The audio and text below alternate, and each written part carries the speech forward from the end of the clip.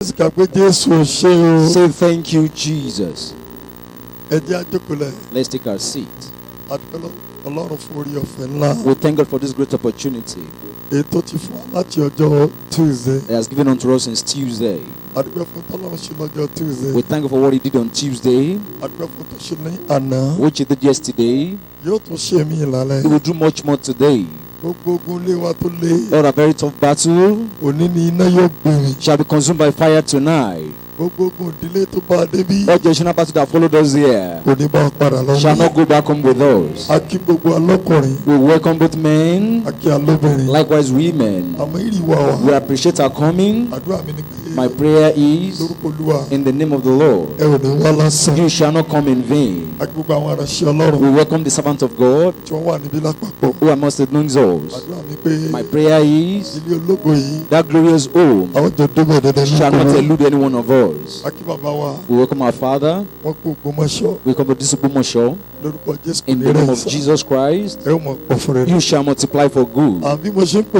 As I'm calling him forward, let's be on our feet and give Jesus a clap offering. Let's celebrate Jesus.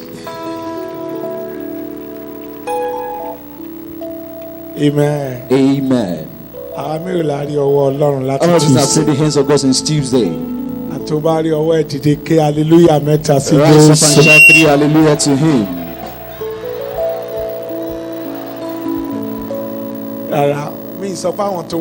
Not those that come here. There are people are many here. Those that will see the hands of God tonight. Hallelujah.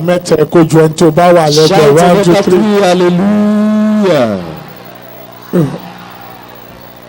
So you want to just get on your back and so. Give praise to Jesus and sing one praise to Him. Let that praise be loud enough. Confessing. No problem. There's no problem, no reason of your hand. So I appreciate this goodness for you. If you return back to Him, He will not do another for you. Those at the back, I don't see you. I can see your hands lifted up.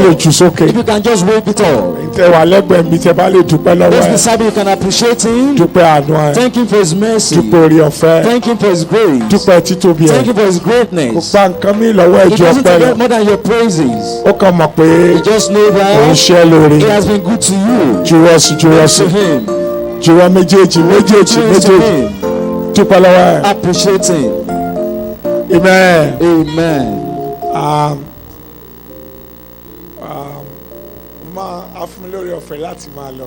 I was given opportunity to go everywhere.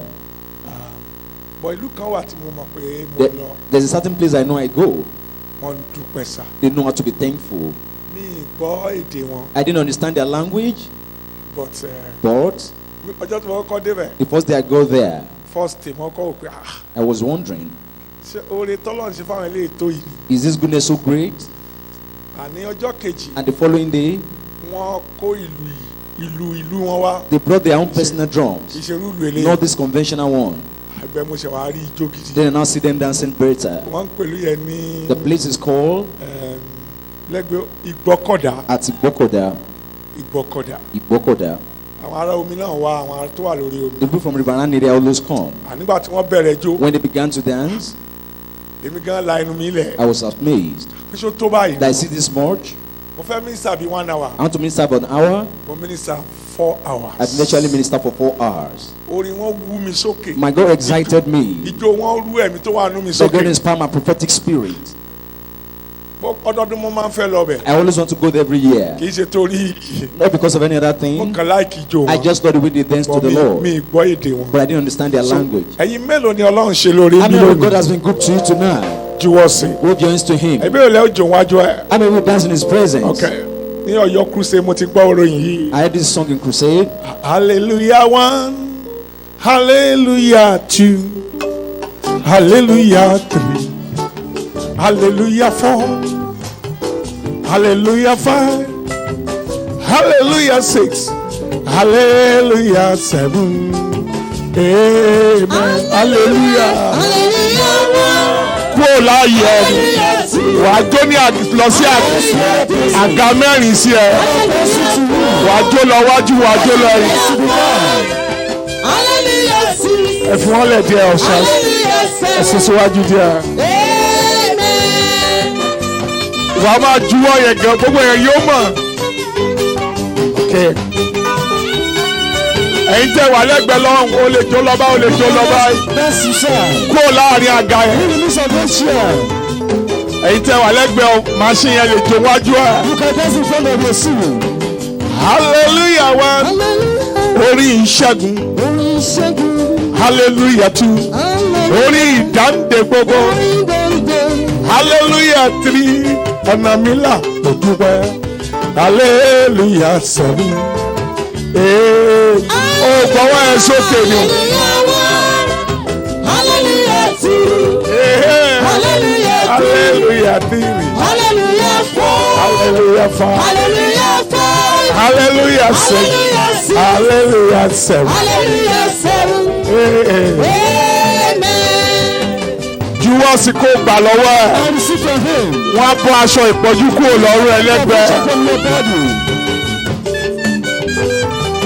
mo fẹ́ rí ijó tẹ̀yìn náà lónìí.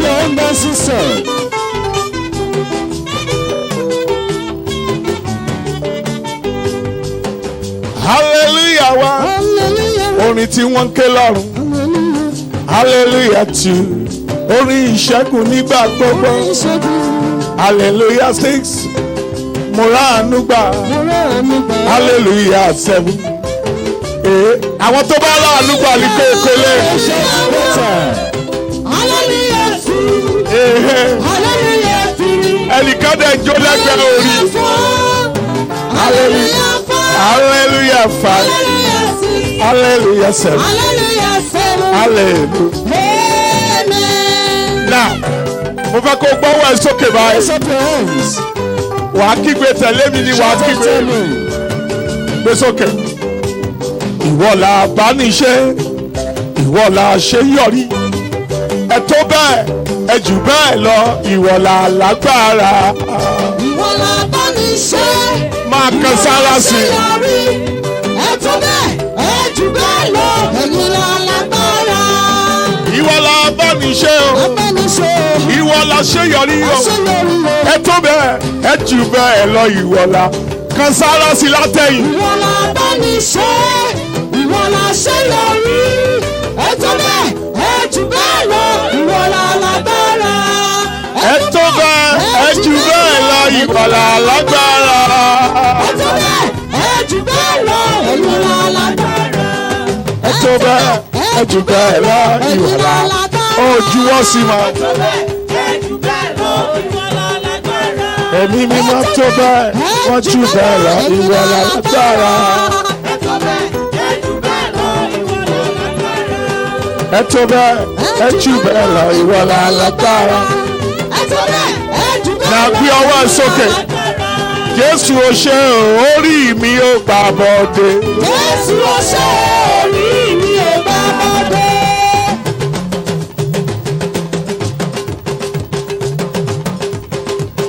ẹ ṣé orí mi ò gbà bọ́dé. Jésù o ṣé orí mi ò gbà bọ́dé. Orí mi ò gbà ìṣẹ̀dá mi ò gbà bọ́dé. Jésù o ṣé orí mi ò gbà bọ́dé. Ẹ̀mí mímọ́ ẹ ṣé orí mi ò gbà bọ́dé.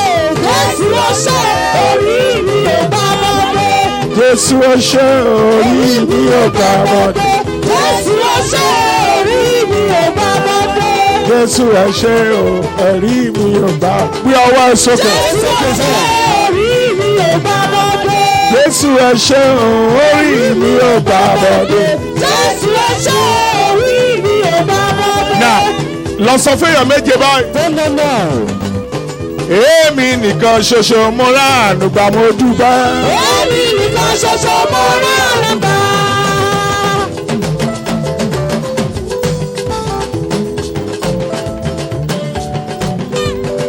Èmi nìkan ṣoṣo mo ráàánú gbà. Èmi nìkan ṣoṣo mo ráàánú gbà. Mo ráàánú gbà lágboolé wa o. Èmi nìkan ṣoṣo mo ráàánú gbà. Mo ráàánú gbà láwọn ọ̀rẹ́ mi ò mo dúpẹ́. Èmi nìkan ṣoṣo mo ráàánú gbà. Èmi nìkan ṣoṣo mo ráàánú gbà. Èmi nìkan ṣoṣo nìkan ṣoṣo mo ráàánú gbà. èmi nìkan ṣoṣo mo ráàánú gbà. Now, mo fẹ́ kó fò sókè lẹ́ẹ̀kan ṣoṣo. Good. Wà wá múra jù mí lọ. Ọwọ́ ẹ̀dá. Ọba tó nílẹ̀ bálá ilẹ̀ mi kọjá. Ọba tó nílẹ̀ ẹ wá là ilẹ̀ mi kọjá. Ilẹ̀ mi kọjá. ilẹ̀ mi kọjá. ayé mi ló ṣe wọlé. Ilẹ̀ mi kọjá. Ayé mi kò ní ìtumọ̀. Ọba tó nílẹ̀ ẹ wá là ilẹ̀ mi kọjá. Ọba tó nílẹ̀ ẹ wá là ilẹ̀ mi kọjá. Ọwọ́ ẹ̀dá. Ọba tó nílẹ̀ ẹ là ilẹ̀ mi kọjá. Lálẹ̀ mi kọjá. ilẹ̀ mi kọjá. ayé mi ló ṣe wọlé. Ó sọ̀rọ̀ lẹ́ẹ̀kẹ́. ilẹ̀ mi kọjá. ayé mi kò ní túmọ̀. Ẹ máa pàtẹ́ olókùn mọ̀ ṣọ́ yìí. wàhálà ilẹ̀ mi kọjá. Ẹ̀yin olókùn mọ̀ ṣọ́ fẹ́kẹ̀ pàtẹ́ ọba. Òkè dojúkọ ẹnìkan ìsọjí lélẹ̀ kò sí protocol mẹ́. Kí ló ń ṣẹlẹ̀ nílùú yìí o? ọ̀rọ̀ ń sọ olùwọ̀rùn fẹ́. Kí ló ń ṣẹlẹ̀ lórí òkè yíya? ọ̀rọ̀ ń sọ olùwọ̀rùn fẹ́. Ọ̀rọ̀ sọ olúwa mi dé.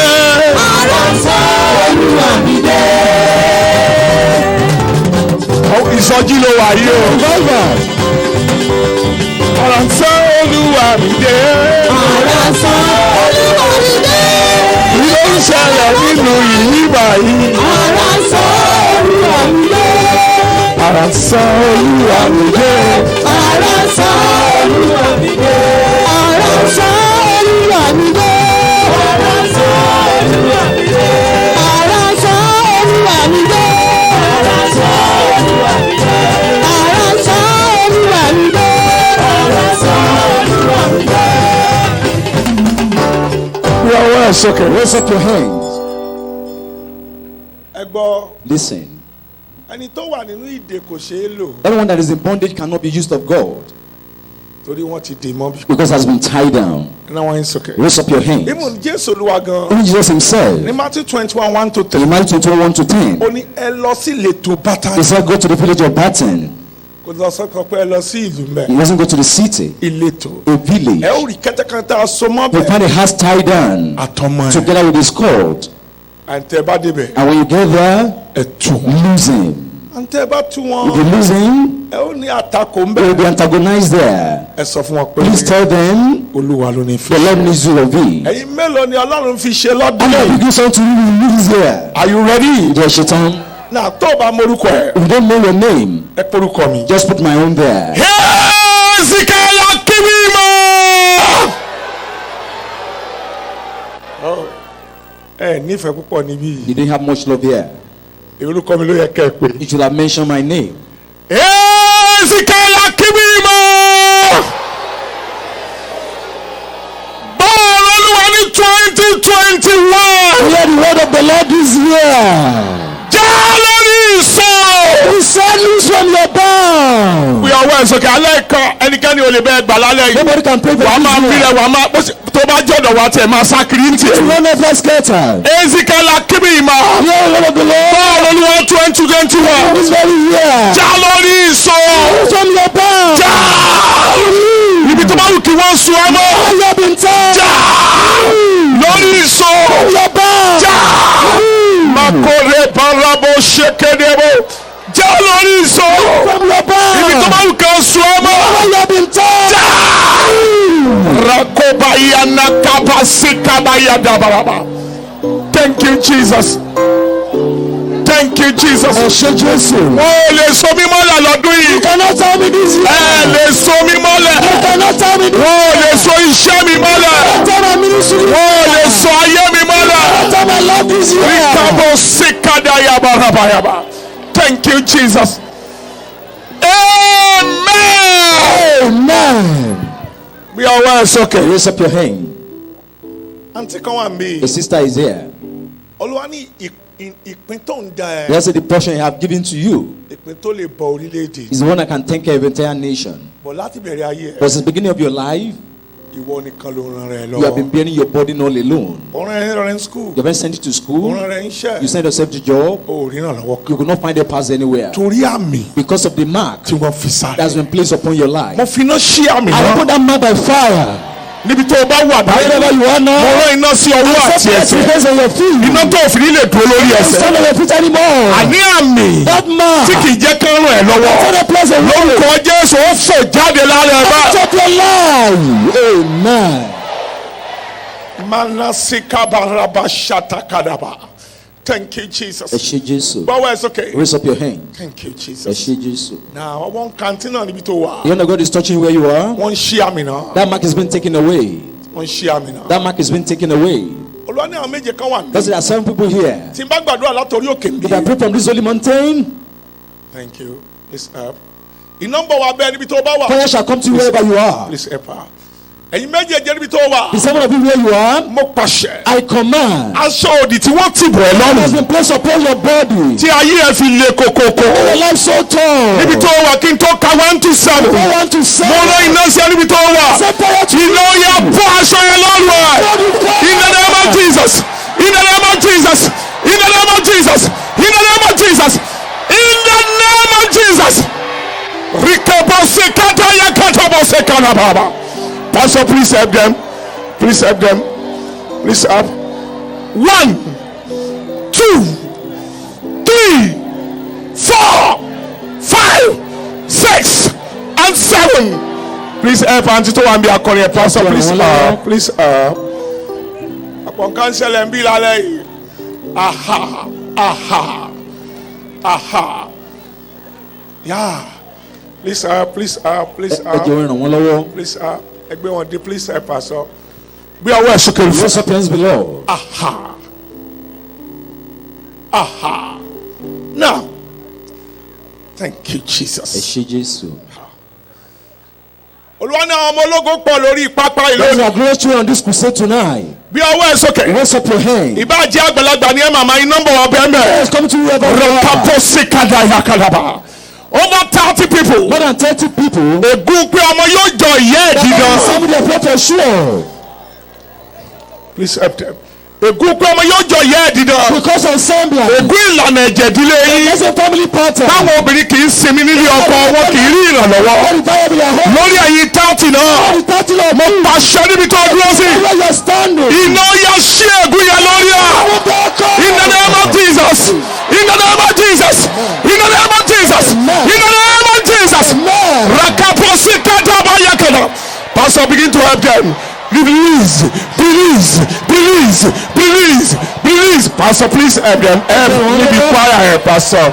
Release, release, release now, release now, release now, release now, release now, release now, release now.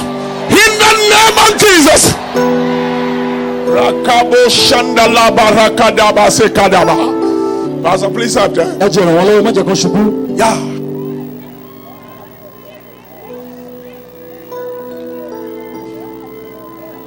Yeah. Now where's okay? Raise up your hands below. Jesus. Jesus. Rakadobo shakadabarabo sokote. Thank you, Ẹ Jesus. ṣé Jésù.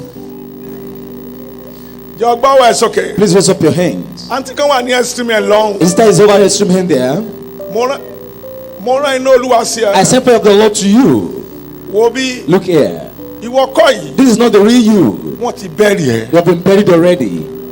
Wọ́n ní lágbájá la gbé sin As ló. someone has been buried today So láti bí 10 years. for the past 10 years. Ló ti ń rìn bí òkú You've been òru. walking like a simple call. Torí wọ́n gan wà ń bòjì. Because you are buried in the grave. Nà mo rán iná sí ẹbí tó náwó sí. Separate you where raise up your Mo hand. pàṣẹ fún ògidì ẹni bòjì tó wà. The original lot of the Nípa grave. agbára ìfàmìlíyàn Jésù The Kristi. lot of Jews. Onílé dúró torí ògidì yẹn yóò sáwọnú ẹ̀. Ṣé ni wàá fìdí jálẹ̀ gbà? Brother from there. Pàṣẹ lórúkọ Jésù In Kristi. Jesus' name. Bá ògidì ẹ padà níbi tó wà. It's your original life. In the name of Jesus. In the name of Jesus. In the name of Jesus.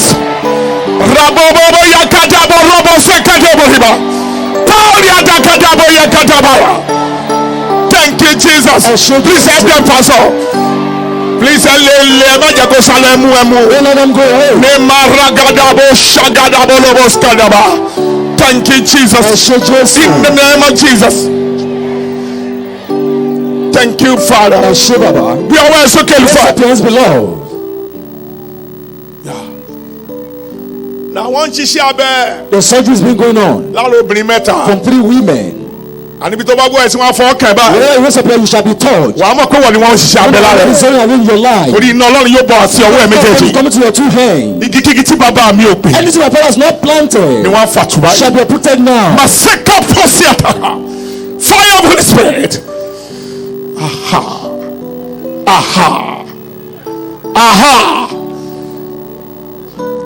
Jesus. Jesus. Please help that woman. Please help. Please help. Be released now. Be released now. Be released now. Be released now. Be released now. Now it's okay. Raise up your hands. Pastor, many who are hearing my show from their shops and their houses. Several meters from here. God is going there to meet you. He will come here to heal you. Now it's okay. Raise up your hands below. Jesus. Now, the poison moving all over your body. I command you, that sister, that woman, what is moving over your body, that serpent, I command in the name of Jesus that should be crawling hard. In the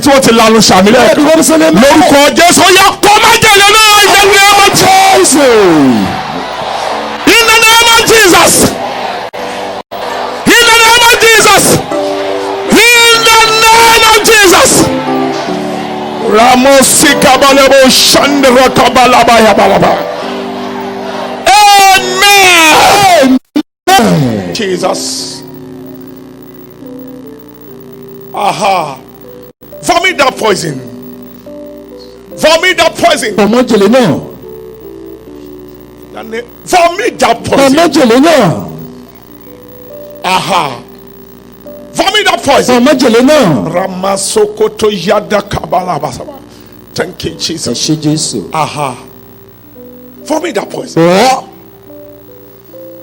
Yeah. Maybe somebody at the back. Vomit the touch in your hand that is afflicting you.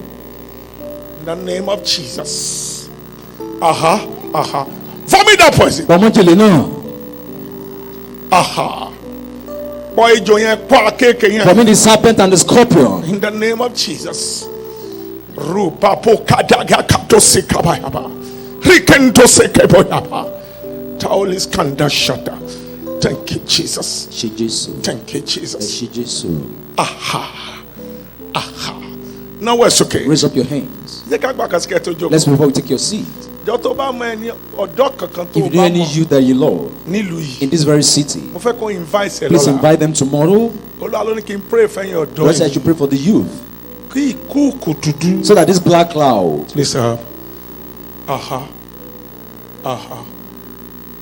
that has covered them all can be removed away. All the youth of the city, please use your mobile phone. Invite over your friends. Invite those in school, in your neighborhood. Those who are on bike, don't let miss tomorrow meeting. It could be the last opportunity. Invite your children that are close by. The night that I'm rounding up is very powerful now, especially for this youth. Please invite them for me. Raise up your hands. Let us pray one more. Lord, I should tell you that anyone that is sitting over your husband, for him not to listen to you again, that has sent you out for the past 3 years, he has taken him away. So the Lord says your husband is coming back home in this Ogbomoso by 9 a.m. on Saturday morning. Once he beg you, please accept his apology. Raise up your hands.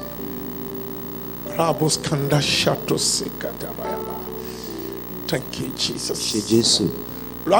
Security That's one of the securities here. You ought to be in abroad by now. But about 5 years ago. But do you know the thing has tied himself. I'm not even well at all. And she's tied this thing. As though you are suffering yourself. And security was good news. It's part of security and good news. But today, you have been set free. So April when you travel, don't forget. You have been set free. Raise up your hand. Angels of God are losing bands and bandages. Every clothing from it is being taken away. It's been taken away from your hands. Lack of helplessness has been taken away from you. You can sing. Hello to me,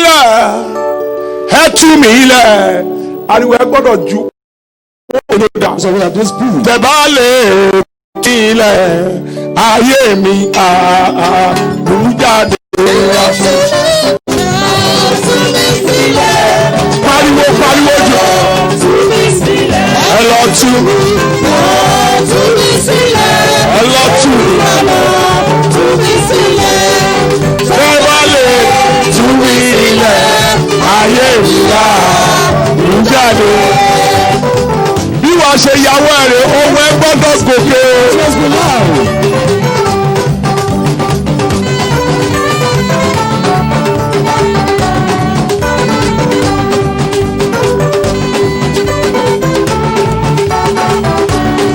Fọláyà pẹ̀lú owó òkè yẹ. Olúwa lọ.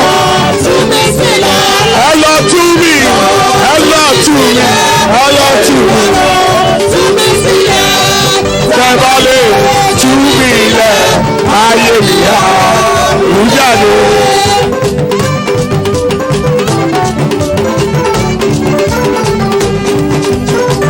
Ẹ lọ tú mi lẹ̀, Olúwa ẹ lọ tú mi lẹ̀. Ẹ lọ tú mi lẹ̀, Olúwa ẹ tú mi lẹ̀. Tẹ́bálé tú mi lẹ̀ ayé mi àrùjáde.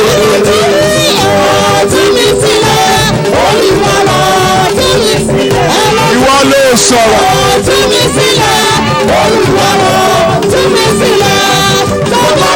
Bàbá lè tú mi lẹ̀. Bàbá lè tú mi lẹ̀. Ayé mi àbújáde. Bàbá lè tú mi sílẹ̀. Ayé mi àbújáde. Bàbá lè tú mi sílẹ̀. Ayé mi àbújáde. Bàbá lè tú mi sílẹ̀. Ayé mi àbújáde. Bàbá lè tú mi sílẹ̀. Ayé mi àbújáde. Bàbá lè tú mi sílẹ̀. Ayé mi àbújáde. Bàbá lè tú mi sílẹ̀. Ayé mi àbújáde. Bàbá lè tú mi sílẹ̀. Ayé mi àbújáde.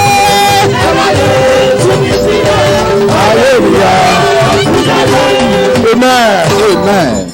Ẹ̀yin mélòó lẹ gbàgbọ́ ní orin tí àwọn akọrin wa kọrin? I don't believe in the song they have sung. Ẹ̀yin mélòó lẹ mọ̀ pé ogun lé wa le? You know our family battle are so tough. Ó ṣe kí ni ma? It's truly tough. Ẹ̀yin tí ẹ gbàgbọ́ bẹ́ẹ̀ gbọ́ wọn yín sókè. Raise up your hands if you believe so. Are you ready? Ǹjẹ́ ẹ ṣetán? Ẹ̀yin àsomọ́lẹ̀ láti inú ìpìlẹ̀. Every bondage is from my foundation.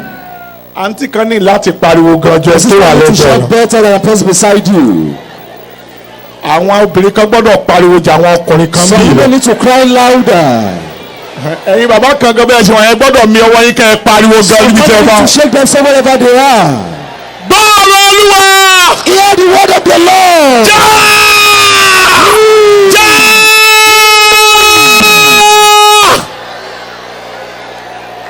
Ẹ̀yin ẹ̀sọ́ mọ́lẹ̀.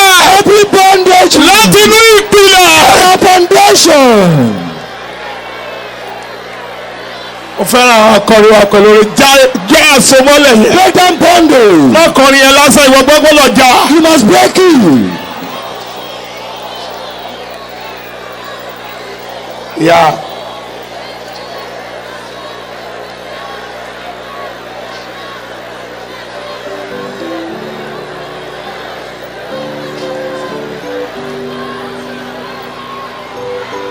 sọ̀rọ̀. Open your mouth.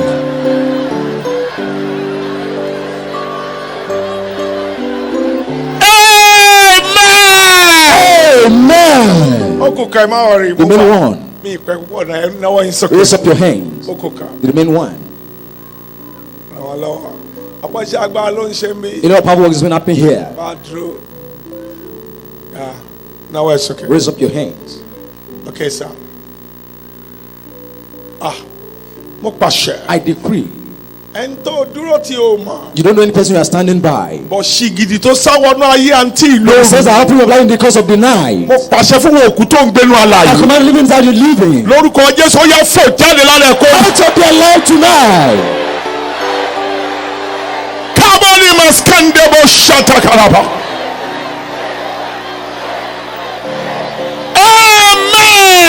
Amen. Now it's okay. Raise up your hands. Àwọn ológun pọ̀ bí ní alẹ́. There are glorious many in this place tonight. Bọ̀sibẹ̀ mo ń wo àkókò. Yet I'm mindful of my time. Now it's okay. Raise up your hands.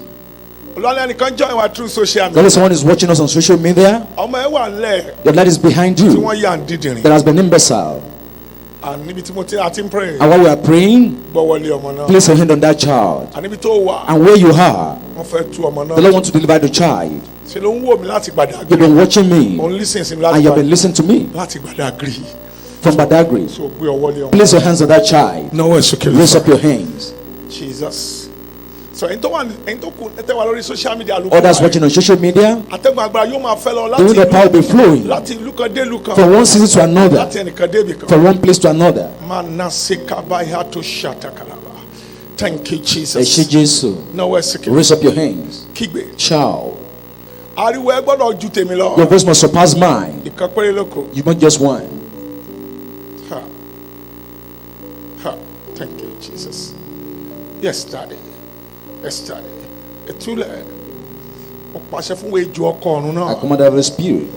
Yọ òrùka ẹkú ẹ̀ lọ́wọ́ ẹ̀mí Remove Jésù. your ring from that fear. Mo bà ìgbéyàwó dúdú náà I jẹ́. disorder back marriage. Lórúkọ Jésù níbi tí àǹtí yẹn wà. Where that sister is, Ọkùnrin ẹ̀mí tó ń yọ ẹlẹ́nu kó fò jáde láyìíká àbí tó bá wà bá. wherever you are, In the name of Jesus.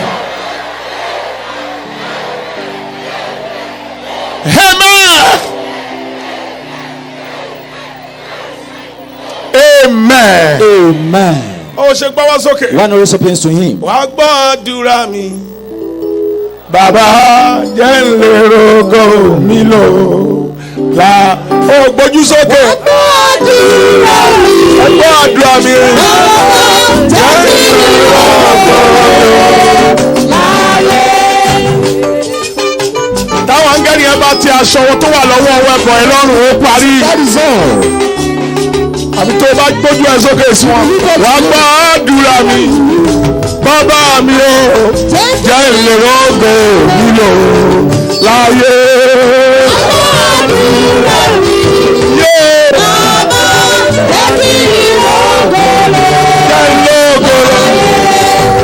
Ẹ gbọ́ àdúrà mi o. Ẹ̀mí mímọ́ jẹ́ ìlérògbò mi lò láyé. Obìnrin yóò máa sọ̀rọ̀.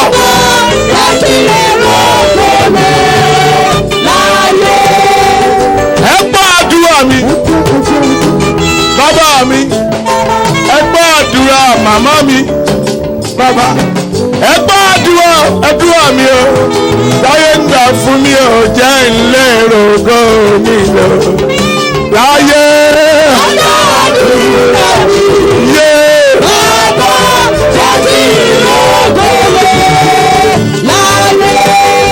Wọ́n gbọ́ àdúrà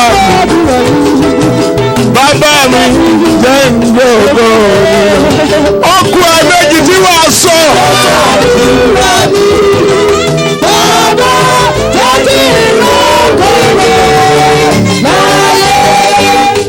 Amen. But mo wà ní Ìjẹ̀bú-Jésà ní December 25/26. I was at Jebuchebe on 25-26. Wọ́n mọ ìsọjí gbogbo ìlú wọn tó ń pè ní Jesus It Festival. was a compared Jesus festival. Wọ́n sọ testimony kan tó mì mí. It's something that shook me. Wọ́n ní pastor kan pastor church for 21 A years. certain pastor has been pastoring for 21 Be years, evangelist. like an evangelist there. Then ó kú Sunday It remained just a Sunday tí yóò joyè àlùfáà. for him to become a to become a priest ọjọ́ Saturday on Saturday. wọ́n jí tì. They could not wake up. àwọn ṣọ́ọ̀ṣì yẹn wá ṣe ń tó burú. They now do something very mi ò powerful fẹ́ràn. that they didn't like. òkú ẹ̀ His cup. wọ́n wá ti kọ́lá àlùfáà bọ̀ They lọ́rùn. now put a police collar on his neck. ànínú pamphlet And of the pamphlet, wọ́n kọ pastor. he was referred to as a pastor. pé o try You've tried so much, bó o ráyè lò but you could not use it. lọ lò nínú. Go and use it in the grave. náwó ẹ̀sùnkè wọ́n sọ. wàá gbọ́ àdúrà mi bàbá mi jẹ́ ìlérò lòlò láyé. ọgbọ́n àdúrà mi ẹjẹ́ lọ́gọ́lọ́. ọgbọ́n àdúrà mi bàbá mi jẹ́ ìlérò mi lò. ọkùn méjì ẹgbọ́n àdúrà mi.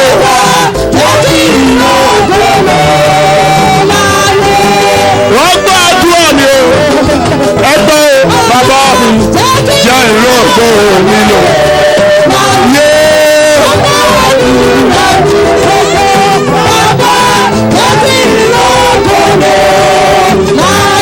ẹ̀mí mi máa wá gbọ́ àdúrà mi o jẹ́ ìlú ògbó mi lò. ó kú ẹ̀kẹ́sọ̀.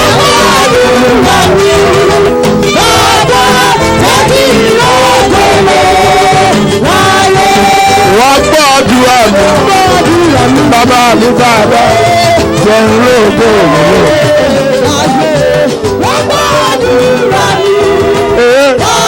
bàbá mi bí ọwọ́ ẹ sókè. Lift up hands to him. ẹ má kọjú mi ìpẹ́ náà. But I'm not taking time. but ìyàwó ẹ báyìí. Open your hands to him. ọmọ mi tó ọmọ nínú olúwa tó ń pásọ ní Greece. The son of the Lord that is pastoring in Greece. ó wá ṣe marriage in Nigeria. He came for a wedding in Nigeria. àbá ṣe ń ṣe wedding lọ bẹ́ẹ̀ ló Because of the wedding, he was weeping. ló ń sunkún. And he was weeping. mo á lọ fọ́ tọ pé. And I go and touch him. my friend For him, ọjọ́ ayọ̀ ló ní. it's a day of joy for you. ó ní kò yé He yín said, I don't understand, sir. kò yé yín bàbá. You didn't understand, sir. bàtà pariwo á lọ bí pé wá. And I went to him after. ó lẹ́ni tó wà lẹ́gbẹ̀ẹ́ yìí He said, this person beside him tó dúró bíi màmá that yìí. is standing as a mother. láàbúrò màmá. He said, that's the younger brother of the mother. mo ní ẹ́ I said, really? màmá ń kọ́. What of your mother? ó ní wọn ò jí láàárọ̀. He said, didn't wake up this morning. olóńdẹ sọ fáwọn àna I pé said, he has told the in-law. ẹ já shift marriage. This Lord, you should do this marriage. ọlọ́wọ́ yẹn pé He said, it said, kí ló ń jẹ́ bẹ́ẹ̀. what is the meaning of that? àwọn ti pèrò. The brother people already. máa náà ń ṣe Go o. announce it now. fi màmá sí mọ́túárì ẹ̀ ń bá. Please keep her in the mode now. àwọn gbọ́dọ̀ ṣe ń táwọn fẹ́ They ṣe. must do what they plan to do. lọ́wọ́ ẹ̀sìn kìí. Raise up your hands. wọ́n gbọ́ àdúrà mi. bàbá mi jẹ́ ìró ògo olóore láyé.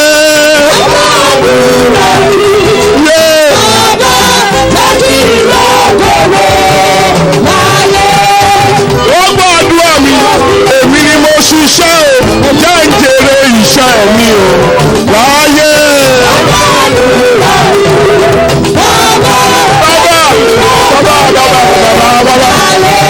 ẹgbẹ́ àdúrà mi o bàbá mi jẹ́ ìró ògo olóore láyé.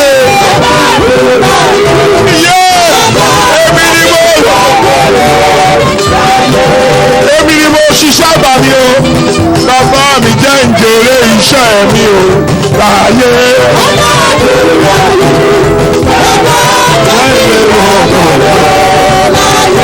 wá gbọ́ àdúrà mi bàbá mi jẹ́ ìrè ògo yìí o láyé. wá gbọ́ àdúrà mi wá gbọ́ àdúrà mi bàbá mi jẹ́ ìrè ògo yìí o.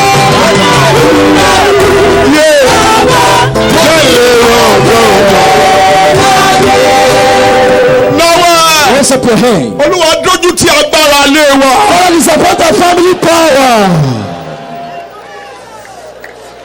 Bí ọwọ́ ẹ sókè. Raise up your hand. Má jẹ́ rí mi pa. Don't let them kill me. Yẹ̀yẹ́ agbára lé wa. God because of our family power. Ìwọ tó yẹ̀yẹ́ Fáráò. They molested Pharaoh. Yẹ̀yẹ́ agbára lé bàbá mi. Pharaoh power. Yẹ̀yẹ́ agbára lé àná. Unless I lost power. Olúwa yẹ̀yẹ́ agbára lé ìyá mi. It's upon your power.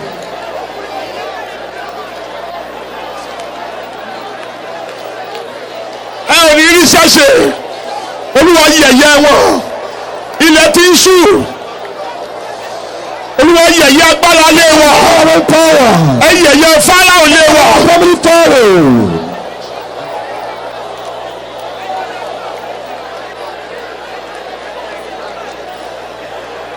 yẹ̀yẹ́ Fáráò yìí. God is upon his power. ẹ̀yin agbára tẹ yọ bàbá mi lẹ́nu ẹ̀rí iṣẹ́ ṣe. Tell me that so my father will not be troubling me.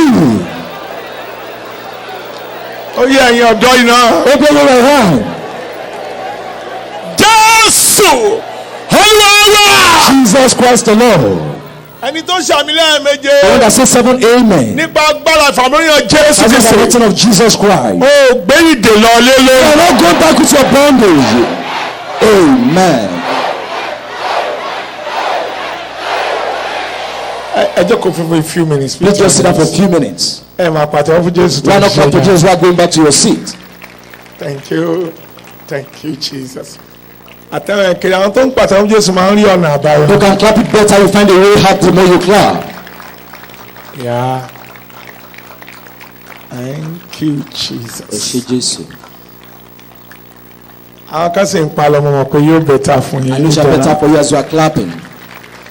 Thank you Jesus. Jesus. Yeah. Amen. Amen. mo rí pé a ti kan ẹ̀yìn lọ́nlọ́n níbi tí mi ti rí ojú wa I bọ́. feel the bar. I can see your faces again. lọ́nlọ́n. so ẹ̀yin tẹ́ wà lẹ́yìn àtẹ̀ntọ́ àwọn àjọ ẹ̀ka hallelujah kan sí Jésù. That's one hallelujah to Jesus. ẹ ṣé. Thank you. Matthew 21 Matthew 21, verse 1 to verse 4. 1 to 4. ibẹ̀ ni àwọn dẹ̀ kúrò. That's where we're going. nígbà tí wọ́n súnmọ́ ti Jerusalem tí And when wọ́n they dé were come to Pẹ́tífíkì ní òkè Olífì. To the man of Olive, Jésù rán àwọn ọmọ ẹ̀yìn méjì lọ. and just sent his 2 disciples bó ṣe rán mi wá síbí. as he has sent me here. ó sì pé ẹ lọ sí ìletò And tó said, kọjú sí yín. Go to the village against you, ẹ̀yin yóò rí kẹ́tẹ́kẹ́tẹ́ and straightway shall find a tá a heart, so mọ́lẹ̀ pẹ̀lú ọmọ ẹ̀. tied and a cord, ẹ tú wọn. loose them, ẹ fà wọn wá fún and mi. bring them unto me. àbẹ́nikẹ́ni bá wí fún yín If any man said pé unto you, Olúwa ni wọ́n fi ṣe. ye shall say unto him, lọ́gán straightway òun yóò ràn wọ́n wá. he will send them. àgbówó yìí la ṣe. All this was done kéèta sọ. that it might be fulfilled, wòlíì bá a lè which was ṣe. spoken by prophet saying. ohun mẹ́ta ni Jésù Olúwa wá ṣe láyé. He just came to this world for these 2 things. èmi ní ká ẹ máa wẹ̀ wo Jésù náà Look ayé. at Jesus in my life. ìkíní pé wá gbàlà. The first thing he came for salvation. àníwé 1 Timothy 4 1 Timothy 2, 1 Timothy 2, verse 4. verse ó 4. lẹ́nu tó fẹ́ gbogbo yẹn ní ìmọ̀ He said, I want them to know the knowledge of salvation kan sì wá sí ìmọ̀ òtítọ́. and come to tune of knowledge. number 2 And secondly, ó wá wòsàn. he came to heal. àníwé láti gbọ́ kìnìún lánàá àti gbọ́ kan Tuesday kan We Wednesday. had one on Tuesday and on Wednesday. àníwé Matthew 8 verse 16 Matthew 8, 17. 16 to 17. oníké ìta wílẹ́nu wòlíì bá lè He said, ṣe as the faith by pé faith might come to ẹni tó pass, gba ìlera mi who has borne my infirmities, lóru àrùn mi lọ. I'll bear my virtues. iṣẹ́ kẹtẹ ẹ̀ là ń ṣe The third day, and that's what we are doing today. lónìí. Today ó ní pé is, ó wá dáde he came to deliver.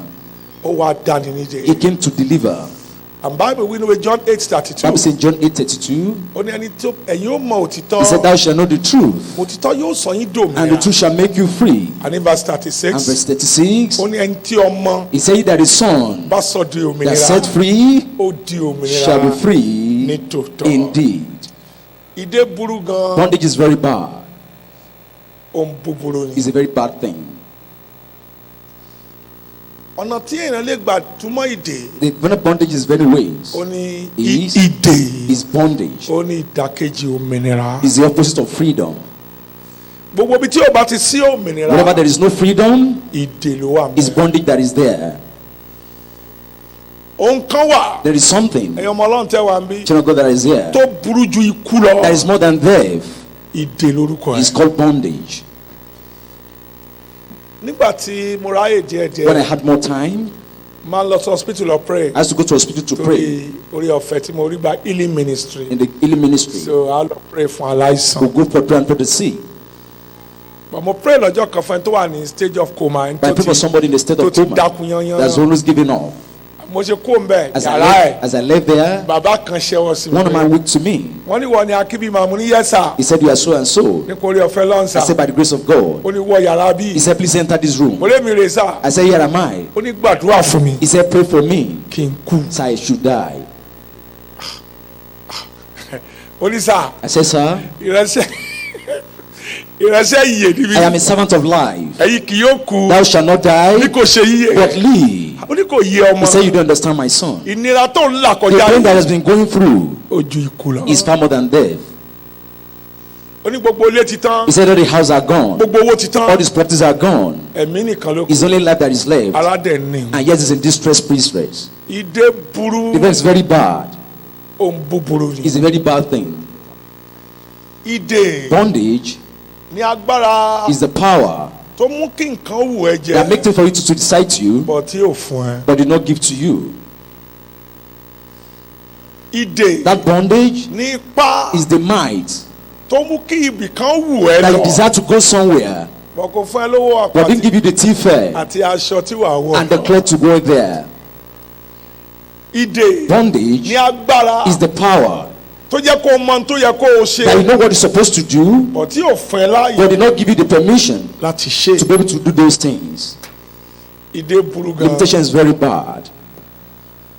Ǹjẹ́ o mọ ẹ̀yin olùfẹ́? Do you know, beloved, Ọ̀pọ̀ àwọn tí Ọlọ́run fẹ́ lò what's that God people want to use fún ògo ẹ̀ for His glory? ní Èṣù ti ṣàṣeyọrí The devil has been victorious láti fi wọ́n sínú to ìdè. place them in bondage. Ọ̀pọ̀ kẹ́tẹ́kẹ́tẹ́ Most of tí asses Ọlọ́run fẹ́ gùn that God will have ride wọ agboolé to kan your compound, báwọn akọrin ṣe sọ as yẹn. choir have sung, Wọ ìlú to kan a certain city, wọ agbègbè kan to a certain neighborhood. ní Èṣù ti so. The devil has tied them down.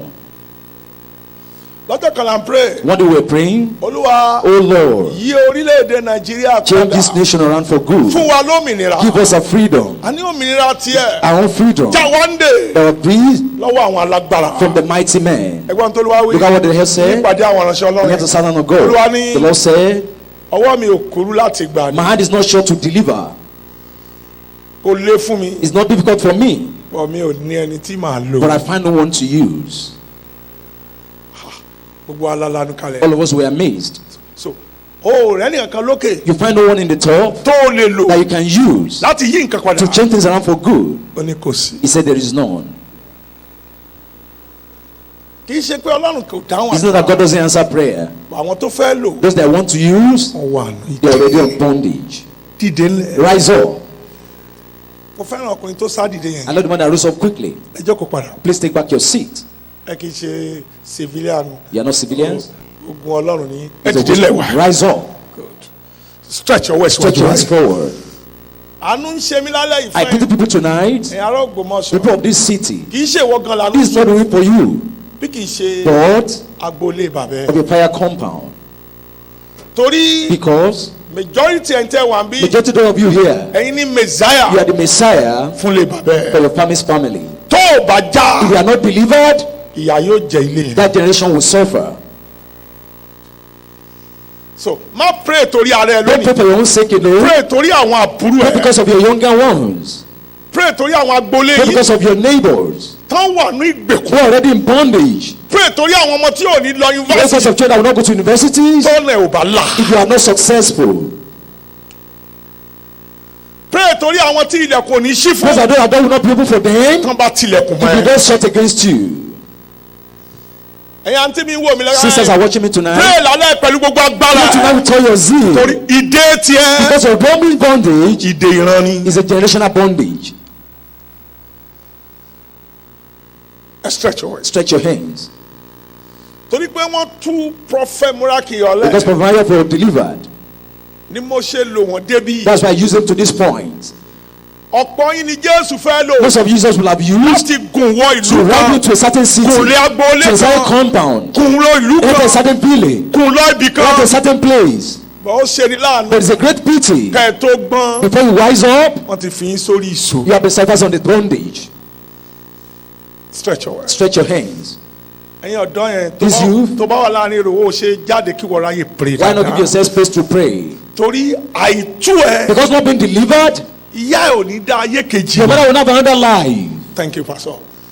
Ayé kan ni yóò You mọ̀. will know a better one. Ayé ìdíra It's a ni. word of bondage. Stretch your waist. Stretch your hand. Bàbá mi gbajúmọ̀. My father is famous. Bọ̀ tó fi jáde But until he láyé dies, kò gun plane. he never ride on a flight. Mo tiẹ̀ wá wò pé And I wonder, agbára lé wa lé o. This power is so tough. But nígbà tí mo rà àánú gbà. But when I obtained mercy, mo tó bẹ̀rẹ̀ sí wọ́n yà mí I Jerusalem. began to send my manna to Jerusalem. Ìwọ náà tiẹ̀ gun bá. You try and take this flight. Gun díẹ̀. Just try a part. Stretch your hand. Stretch your hands. Ṣé bí ìyà yóò ṣe máa jẹ àwọn òbí ẹ̀ lọ? Is this the way that suffering will continue on your parents? Torí pé o wà lórí ìṣòro. Because of bondage. Ẹ̀yin agbára tẹ́ ẹ dè mí tògótògó. Every power that tell me with my glory. Mo fẹ́ràn bẹ́yìn ọ̀dọ́ sọ wíyẹn.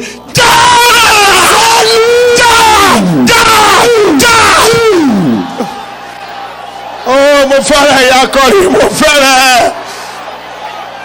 Rárá, báyìí kọ́ láyé mi yóò ṣe wà irọ́ lẹ̀ ń pa.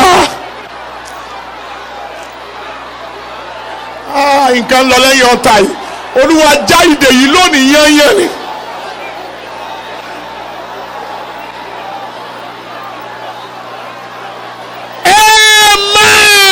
Amen. To stretch your way by Stretch your hands better. Ọ̀pọ̀ àwọn tọ́lọ́run fẹ́ lò. Those that God will have used. Ọlọ́run ò lè dá iṣẹ́ ẹ̀ ṣe. God cannot do the work by himself. Ẹ̀mí ni. He's a spirit. Àná ó lòdì fún ẹ̀mí láti máa rìn lórí ilẹ̀. And there's been a spiritual law to work on the earth. Ayé ẹnìkan ni yóò wọ̀. God will enter somebody's life. Ọ̀pọ̀ ayé tún fẹ́ But most of the life you want to ride, bí kẹ́tẹ́kẹ́tẹ́. like a horse, Ni wọ́n ti so. they have been tied down. Stretch your way. Stretch your hands. Wo bí. Look at me. Àbí àwọn kan sínú ìdè. Some people were born in bondage. Kàmánà ṣe kàdàbà. Gbogbo ìlànà ìdílé wọn bí àwọn akọrin yìí. All their family plans is quite absent. Ìdè ni. Is in bondage. Ayé wọn dàbí ayé Jábésì. Their life was like that of Jabez. First Chronicle 4:9-10. First Chronicle 4:9-10. Bible wí pé. Bible says Àbí Jábésì. Jabez was born Sínú ìbànújẹ́. in sorrow. Are you ready? Ǹjẹ́ ṣe tán? Ẹ̀yin wọlé wà ń bí. How many of you are here? Láti ìgbà tó ti bí ẹ. As I give birth to Tó ti you, gbójú. and you are matured. O ò rí òmìnira rí. You never seen freedom before. Alẹ́ yìí ni. Tonight, Sọfẹ̀n tó wà lẹ́nu pé alẹ́ yìí ni. let somebody shall be tonight. Jábésì wí pé. Jabez said, Verse 10. verse 10. Ọlọ́run Ísírẹ́lì. The God of Israel, Bàjẹ́ bùkún fún mi tòótọ́. me truly, Kó o sọ agbègbè mi ní ńlá. my God, Kí Ọlọ́run wà pẹ̀lú mi. let me Kí approach ojú mi má rí ibi mọ́. see evil. Ramanas Kabo Shakata. Àbá pé gbogbo ohun tí Jábésì ń That's what tọrọ. I was begging for. Òun la fi fún. I was given unto him. Are you ready? Ǹjẹ́ ṣe tán? Ẹ̀yin ìdè àbímọ́. National bondage. Já! Já! Já! Já!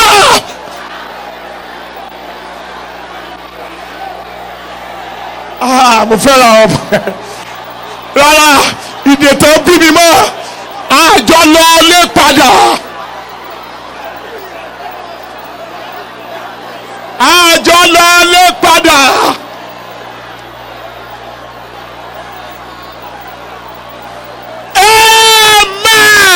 Amen. Ẹ jókòó ìṣẹ́jú kan. Take your seat for a minute. Ẹ jókòó ìṣẹ́jú kan. Take your seat for a minute. Ẹ jókòó ìṣẹ́jú kan. Number 2. Secondly, Àṣọ. Àwọn kan jogún ìdè. some people inherited bondage. Wọn ò bí wọn nú ẹ̀. They were not born into it. Bàbá wọn pásítọ̀. Their father were pastors. Ìyá wọn deaconess. Likewise, mother were deaconesses. Bọ̀ wọ́n jogún But ẹ̀. they inherited that bondage Torí ilé tá a gbé wọn gbà. because of the family their life went through. Wọ́n ní àwọn akọrin yẹn mì mí gan. I was just taking my feet. Nínú ilé mi, In certain families, wàá rí gbogbo ọmọ obìnrin. you see all their women. Wọ́n rẹwà. They were so pretty, Bọ̀ ọkùnrin but a man kò dúró tì wọ́n. will never be with them. Ìyá kìíní The first woman, divorcee. a divorcee. Ìyá kejì The second one, Divorcee. a divorcee. ẹni tó tún gbọ́rọ̀ mi And lórí those that rẹ̀ dream today, divorcee. still contemplating divorcee. Ìdè. Bondage. Wàá rí àwọn ọkùnrin bòmí. You some certain men in some family, Àwọn ni yóò lọ máa tọrọ owó lọ́wọ́ àwọn àǹtí they wọn. will not be begging money from their sisters. Àǹtí wọn ìbá wà nílé Even if ọkọ. they is married, Wọ́n á kan géètì. they will knock on their gate. Gbogbo ọkùnrin. Or men, Wọ́n lágbára. they are mindful, Wọ́n ń ṣiṣẹ́. they are working, Àwọn ò rí nǹkan kan tọ́ka but sí. they are nothing good to point to. Agbára lé wọn ni. Their first family, Mothers, you need to pray more. Ezekiel intentionally. 16:44. Is anyone that sees you? He made this paper unto you. As the mother is, so as her daughter. But it shall not be so. This is where we need to pray. Bible says their father is sitting in the grave. Ezekiel 18. Our children were not there. Their teeth were set at edge. This is why we need to pray more. Solomon is very wise, but the bandage he inherited from David made him run at the end of his life. Number 3. And thirdly, some people walk straight into the bondage by themselves. They were not born into it. They never inherited it. They walk right into it. When they find a way out for the problem of their lives, they went straight into the bondage. Is that 300 level? In Bowen University. He was taken to a prophet. There is a door. And the prophet said, please let him pray at home. The mother went to UK. Before she returns, she's becoming wiser. He's got pregnant. The mother said, he said supposed to take care of the brain for him. A priest is not for the tummy. That place she ended her studies. She becomes a pastor's wife. She was entered into the bondage all by herself, and she could not come out again. Anyway, Psalm 16 verse 4. Psalm 16 verse 4. Psalm 16 4. Psalm 16 verse 4. The word of great of God shall be good greatly. And not send them to the ground. And not send on my mouth. That's why I'm warning you. Wherever I go, be careful. The life that prophet have destroyed in this nation, only God can repair it.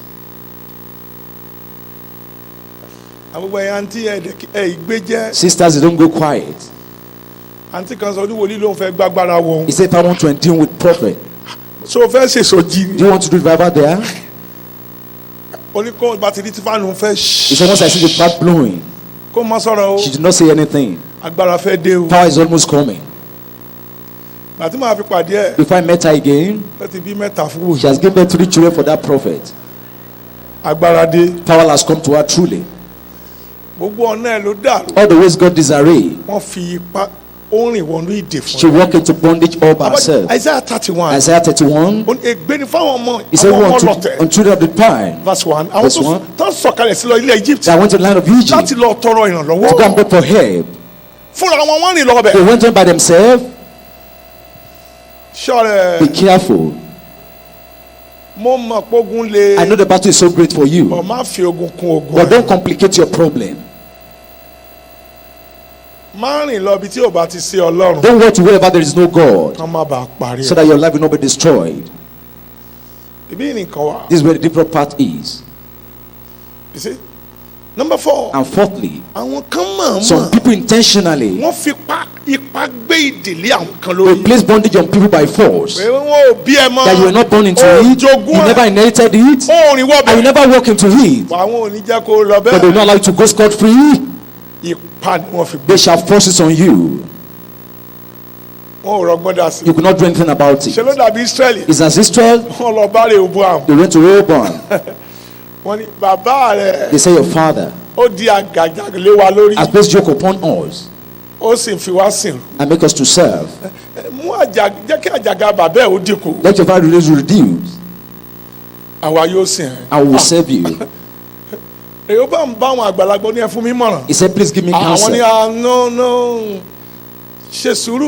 Please take care of the time. Let their yoke go down a little. They will serve you. They did not begin to say, don't mind them. We are in the modern world. dìkun ni. Add more to it. Bàbá mi fi pàṣẹ náà. My father spirit with swipes. Akéèké. I'll keep you high. Ni wọ́n fi ṣàyìn. I shall use to hurt you. Èmi yóò dìkun àjàkálẹ̀. I will add to your yoke. Ó fi pa gbélé wọn lórí. And he placed on them by force. 1 Kings 12:1-15. 1 Kings 12:1-15. Ó mọ̀ gbélé wọn. He placed upon them. Mi ìmọ̀rú ìdè tó wà. I don't know the kind of bondage you are. So jogún. Did you inherit it? Wọ́n bí ẹ pẹ̀lú. Were you born with it? Àbò jogún Or ẹ. you inherited it? Orin lọ́ọ̀bẹ̀ fún ẹ. Maybe you walk into it by yourself. Àbí wọ́n fi pa Or somebody forced it on you. Mi ìmọ̀ ètò wọn fi dì ẹ̀ I don't know the mọ́lẹ̀. one that was your portion there. Nígbà tí wọ́n tún dẹ lómi. When they want to bind some people, Wọ́n tún di ọmọ ẹ̀ mọ́. they tie their children along. Bíi kẹ́tẹ́kẹ́tẹ́ yẹn. Like this ass, Pé nígbà táwọn bá di ọmọ. when they tie the cord, Ọmọ ò ní ráyè túbà. we're not able to deliver the cards. Ibi ni iṣẹ́ ńlá wà This is where the láyé. difficult lies.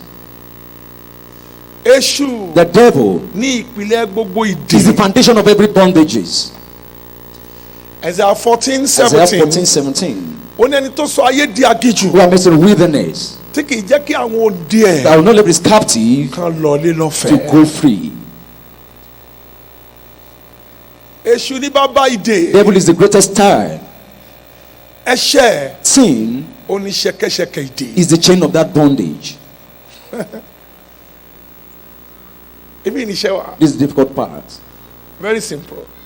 But Jésù But Jesus ó ní orísun is the source òmìnira. of every deliverance. Anyway, 2 Corinthians 3:18. 2 Corinthians 3:18. 3:17. 3:17. Ibi tí ẹ̀mí Ọlọ́run bá He wà. said, where the spirit of the Lord is, Ibẹ̀ ni òmìnira. there is liberty.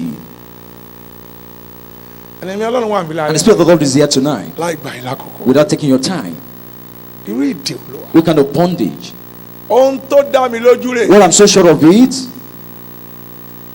Tó ń ọgbẹ́ ọkàn tí mo nílè And the lálẹ́. one I had to hide. Láì tú ẹ. Without delivering you, Ìdílé yín dáràn. your family is in danger. Ọgbẹ́ kan tí mo ní. That's the only one I have tonight. Ọgbẹ́ kan tí mo ní ni pé. The one I have tonight is, Bí kẹ́tẹ́kẹ́tẹ́ yẹn. as that ass, Kán tó bí ẹ. before you were born, Ní àsọtẹ́lẹ̀ ti the jáde. prophecy lórí has ẹ. gone forth over your life. Ohun kan báyìí. That something like this, something like this Ni wàá padà shall dá. happen for you.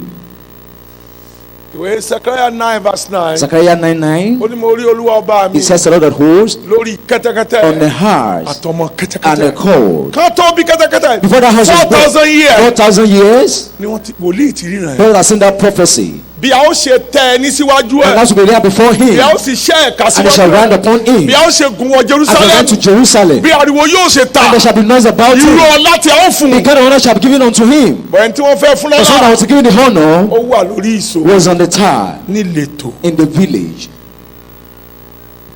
Ibi ìníṣẹ́ wa. This was a great job. N tó ń fún mi lọ́gbẹ́ ọkàn rẹ̀. What's giving me a burning heart Ó ní is gbogbo ohun tí Ọlọ́run lóun yóò sọ everything has got planned for you ní 20 in years. this very 20 years. Age 30. At the 30, Age 40, at age 40, age 50, when you become age 50, 60, when you become 60, and títí dìsìn. until now, Ọ̀pọ̀ wa most of us, a wà lórí ìṣó. we are still in bondage. Ọgbẹ́ ọkàn mi rè This is my burning heart for you. é. Tí wọn ò bá túwọ̀ tó ń gbàdúrà If you are not fún yín, believer, you are praying. báwo ni òjò yóò ṣe rọ̀ lé yín How will the gbà rain never fall in your family? fáwọn tí ò ń gbẹ̀ngbẹ̀? For those who are thirsty. Tí wọn ò bá tú ẹ If you are not nínú believer, ìsọjí báyìí. a kind of revival like this. Sáà ọmọlẹ́yìn yóò lọ sí skul. I don't ever go to school.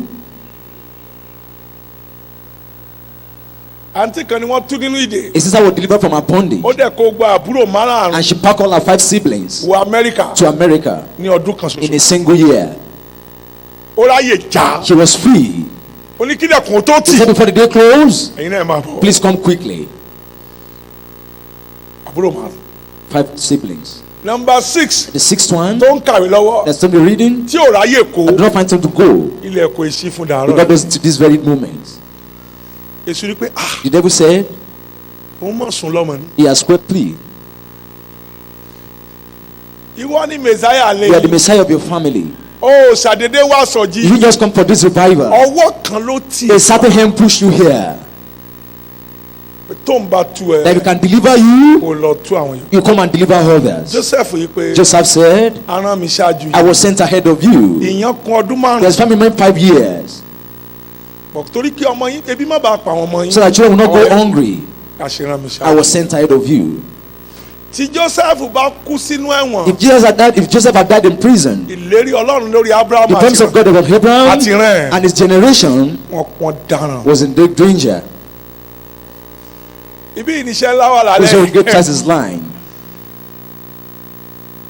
Àánú iṣẹ́ Olúwa ṣe mí. I pity God's ministry. Bọ́lá ń ṣe ṣàánú èmi náà. As God have mercy upon me. Àwọn tó fẹ́ lò. Those that I wanted to use fún iṣẹ́. for his word. Láti polongo agbára. To announce his power. Láti polongo ògo. To announce his glory. Láti polongo ìpinnu. To announce his plan. Wọ́n wà lórí ìṣó. They are still on bondage. Bíbí ìníṣẹ́ wa. This is a great task. Ǹjẹ́ o mọ̀? Do you know? Wọ́n fi àìsàn díẹ̀ lò mí. Some people have been tied down with sickness. Kó má bàa lè sáré. So that they will not be able to run. Ǹjẹ́ mọ̀? Do you know? Àìní. Lack. Ìyẹn ló tiẹ̀ burú jù. That's the greatest of it. Wọ́n fi díẹ̀ lò mí. As begin to tie some.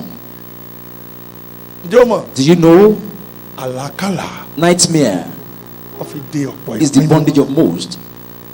Ǹjẹ́ o mọ̀? Do you know? Wọ́n ti fi àmì sí ẹlòmíì lára. A mark has been placed on people's body. Kí olùrànlọ́wọ́ kó máa sá. So that helpers will overrun free from them. Ǹjẹ́ o mọ̀? Do you know? Àìlákòjọ. Without success, ó ń ṣiṣẹ́. he's laboring truly. Kì í sùn. He doesn't sleep. Wọ́n rán adìyẹ sínú iṣẹ́. Because have been sent into his job kó máa tú gbogbo ẹ̀. to always scatter everything he has gathered.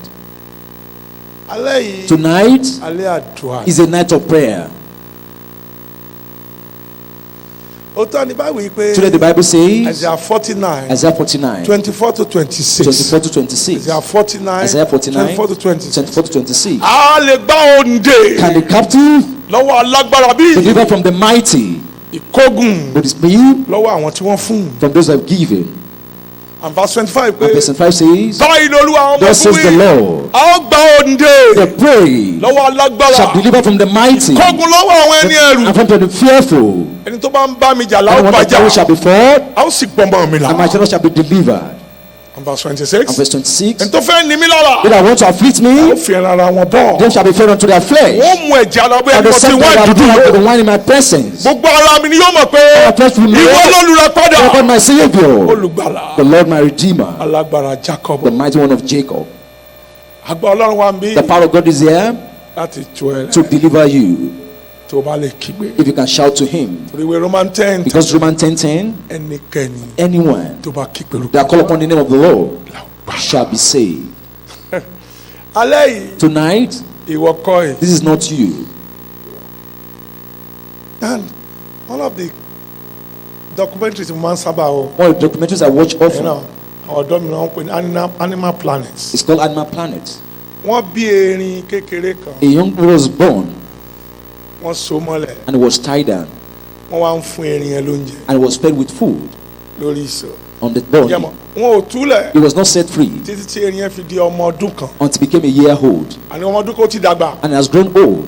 olúwa ẹ̀ wá wípé And God now said, òní ní báàdì ẹ̀ today's your birthday, jẹ́ kí n tú ẹ lẹ̀ let lọ. me set you free. olúwa ẹ̀ wá gbóúnjẹ síbi tí pò wà He yẹn. now placed upon her head. túlẹ̀ He now set him free. lọ jẹun. Go and eat.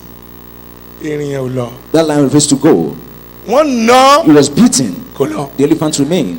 wọ́n finá jó He was spent with claw. kò lọ. He didn't go. ojú kan náà ló He wá. was still. kò lọ bóúnjẹ yẹn. He doesn't go to the food. olúwa ẹ̀ wá lọ bóúnjẹ yẹn Now wá. I want to go and bring the food ó wá gbé and síbẹ̀. give to him there. ó bẹ̀rẹ̀ sí í And he jẹ. began to eat. ó tún gbé kúrò. And he took it away. kò dáhùn. He refused to go. ìdè ti kú o. Bondage has gone níta outside, ó ti wọ̀ kan. has entered his heart. ó ti gbàgbọ́ pé He has believed that ibí here, ni wọ́n ní kó máa gbé. that's where you're supposed to be. òun ò sì gbọ́dọ̀ kọjá And he must not live there. okùn yìí. This bondage. ẹlòmíì ni ẹ Some mọ̀ people said mo ti lọ káàkiri. I've gone all over. ó wà nú ìdè. they are still in bondage. wọ́n kàn fún ẹ lókùn tó gùn They are ní. just given a long rope. tó o bá fẹ́ lọ ibi tí ò yẹ kó o If you want to lọ. go to a wrong place, tí wọ́n fẹ́ kó o lọ. they don't want you to go, wọ́n á fa they ẹ̀. quickly caution you with that rope. ìdè Bondage okùn gúngùn. of a long rope. ibi yìí ni wàhálà wà. This is what the path is. ìdí yẹn tó fi rí. That's why you see, sọ fẹ́ lómi. tell some people, fún nílé. give them a house, yóò dá padà fún he ẹ. will give it back to you. wọ́n ní kí ló dé. He said, why? They say they don't need it. ìdè ti kú òǹtà. Bondage is not out, ó ti wọ̀ kan. it has entered into their heart. ẹ dìde ńlẹ̀. Rise up on your feet. Gbé ọwọ́ ẹ sọ. Raise up your hands. Ibi ìdákẹ́ lónìí throughout. This place is quiet. A jẹ́ pé nǹkan ń ṣẹlẹ̀ bí. That means something is going on. Ìyàwó ẹ̀ méjèèjì sókè. Lift up your hands to Jesus. Mo ti gbọ́n díẹ̀ pé tí n bá ti pé gbogbo nǹkan dákẹ́ bí ẹ pé kò sẹ́yìn kankan bí yẹn. When I learn somewhere is so calm, Ọ̀rọ̀ yẹn ń wọ ibì kan lọ. that thing has entered somewhere truly. Stretch your hands. Stretch your hands. Díjú ẹ̀. Close your eyes. Mo wà nínú ìdè. You are in bondage. Màá bẹ́ẹ̀ kó máa bọ̀ ń tàn. I urge you to come forward. Mo wà nínú ìdè. I am in bondage. Òní yàtọ̀ sí gbogbo ọjọ́ yòókù. Today is different from every other days. Mo wà nínú ẹ̀. You are in a form of bondage. Ntí prophet ọmọ kékeré yìí ń What sọ this young yìí. man is talking about, Mo ń bá wọn kan. it really concerns me. Ṣé ọgbẹ́ mi lọ sọ́dọ̀ àwọn ọ̀dọ́. My heart goes to the youth because because wọ́n sinmi ilé ẹ̀ gan. they've trusted you. Now ẹ gbọ́ wọ́n yín sókè. Raise up your hands. Ọ̀gá akọrin mo like orin yẹn. I love that song. How to kọ́. We'll sing it again. Wo bí Look at me. tó bá ogunléwà irọ́ ló ń pa. You are simply lying. Ìdè tó ń bẹ́nu lẹ́yìn nípọn gan. The bondage of your family is so tough. Gbọ́ ń tán sọ fún mi. Look at what I was told. Ẹ wo mi. Look at me. Ọ̀dọ́ ọmọkùnrin kan mo ní A young man I was saying, kí ló dé tọmọ ológo rí bí eléyìí. why come are you like this? Ní Èkìtì state In Ekiti State, ó máa ń bá bàbá ẹ̀ lọ sóko. he used to follow his father to his farm. Àbọ̀tí wo bí ọmọdé yá. The as a child, Tó bá gbọ́n tí etí mi if you know what I've heard in life, lójúmọ́ every day, ẹ̀rù yóò bá ẹ. you'll be afraid. Onítòun bá ti dóko. He said when he gets to the farm, Àgbàdo àwọn lọ their maize were rẹ́rẹ́rẹ́. very many, Bọ̀ òun ò ráwọn tó ń sanko. but to find one that was been hoeing. Náà pé irú oko àbàmì wo ni. What kind of wonders is this? Olóhùn yóò bí bàbá They nǹkan. will ask his father, Ta ló wá dákú. who has been weeding this farm? Máa ṣe tiẹ̀. Please continue to do your own. Oníbọ̀tò máa ń He said he ṣàkíyèsí. used to discover Táwọn bá ti something. dóko. When they get to the farm, Bàbá òun yóò lọ sínú inú abà kan. the father will go to one Ìyá rẹ̀ tó- pot Yóò fi omi kan bọ́jú. and use one water to purge his eyes A sì máa pàṣẹ fáwọn and begin to command some spirits, àwọn tí wọ́n rí. those that couldn't see. Òun wá jí lóko He now went to the field very early, aago mẹ́rin ìdájí. and after 7 or 8 Oníbò ti débẹ̀. he says he got to the farm, Òun lọ fún mi yẹn he bọ́jú. went to go with that hide, Ojú ẹ̀ là. and his eyes was open. Ó rí gbogbo àwọn tó ti kú nílùú He wọn. saw people who are dead in his village. Tí wọ́n ń ṣiṣẹ́ They nínú. were working on his father's farm. Bọ̀dá Sunday. He said so and so. Ó lọ fọ́tọ̀. He said, won't go and touch him. Fòun lẹ̀. He said, leave me alone. Jáwọn òṣìṣẹ́ àárọ̀. Let them work for Tí this boy. abẹ́ ẹ̀ bá dé If your father comes now, òun yóò jìyà. they are going to suffer for it. Wọ́n bá wọn pé èèyàn ń odidi òkú ọ̀run ní You are sending a whole corpse dè. in bondage. Wọ́n lọ pé The Lord said, ìgbà táwọn wà láàyè when they were alive, ẹrú bàbá ẹ̀ ni they were wọ́n. slave of your father. Ìgbà tá a kú náà When they died, ẹrú ni. they were still slaves. Bàbá ẹ̀ Your father, kò jẹ́ á lọ. now let them to go to heaven. Gbé ọwọ́ ẹ̀ sókè. Raise up your hands. Mo ní ẹ́ Ọlọ́run ló sọ ayé òǹdí He báyìí. said that's why his life is like that. Ó láwọn òkú ló ṣépè He said fún the one that caused him. mi. Wọ́n tí bàbá ẹ̀ Look ṣàlàyé. at what your father has made us. Ìgbà tó lọ tán mo tilẹ̀kùn. I closed my door when he left. Mo bẹ̀rẹ̀ àdúrà. I began to pray again. Àti ẹ̀gbọ́ta láàyè. That's for a living soul. Èwo ń tó kú. What of the dead people Àwọn tó yẹ kó lọ sábẹ́ that are ìtẹ́ supposed to go in that house of heaven? agbára kan sì dé A wọn. power bind them down. Wọ́n á máa pe rẹ́gísítà wọn When lọ. they are registered in heaven, Wọn ò ní rí wọn. but they could not respond to them. Ẹ bẹ̀rẹ̀. Gbọ́wọ́ ẹ̀ sókè. Ògúnléwálé Ọlọ́run ṣàánú fún mi o. Gbọ́wọ́ ẹ̀ sókè. Ògúnléwálé Ọlọ́run rẹ̀ ní èmìjà. Ìlànà tẹ́bí rẹ̀ ń tọ́ gbèdéke tó dúró lé. Iná agbára balẹ̀ mi ọ̀rọ̀ mi yàtọ̀. Ògúnléwálé Ọlọ́run ṣàánú fún mi o. Kí gbogbo aṣàánú fún mi náà. Ọlọ́run ṣàánú fún mi o. Ògúnléwálé Ọlọ́run ní èmìjà. Ìlànà tẹ́bí wà ń tọ́ gbèdéke tó dúró lé. Iná agbára balẹ̀ ní ọ̀hún mi yàtọ̀. Ògúnléwálé Ọlọ́run ṣàánú fún mi o. Bí ọwọ́ ẹ̀ sókè wá. Lift your hands. Are you ready? Jẹ́ ṣetán Now, torí àkókò wa, because of our time. Ní Matthew 21:1-4. In Matthew 21:1-5. Àdúrà mẹ́wàá ló wà. There are 5 prayer points there. But méjì péré la wà. But just take 2. Ọjọ́ tó o bá ṣẹ́gun àtakò. The day you overcome that attack, Ló ṣẹ́gun ayé ẹ̀. that's how you overcame your life. 90%. But 90% Àtakò ní ogun tó burú jù is one of the láyé. greatest battle of life. Tó o bá rí ọ̀nà àbáyọ If sí you find a way àtakò. out to this attack, O rí ọ̀nà àbáyọ sí you àṣeyọrí. find greater to your success. Náwó ẹ̀ sókè. Raise up your hand. Ọ̀pọ̀ àwọn èèyàn ni wọn ò bá ti gbé dìde Those who have been lẹ́yìn. lifted up in your family, Àwọn agbára kan wà. some powerless on Tí wọ́n ń takò. who are antagonizing them. Jésù wípé Jesus Christ said, bí ẹ bá débẹ̀. if you get Bí ẹ bá there, fẹ́ tú you wọn. want to set them loose, Wọn ò ní I will gbà. not allow you. Ẹ sọ fún wọn pé. Tell them Olúwa. the Lord need to use Ẹ̀yin àtakò látàgbọ́ lé. antagonism from our family.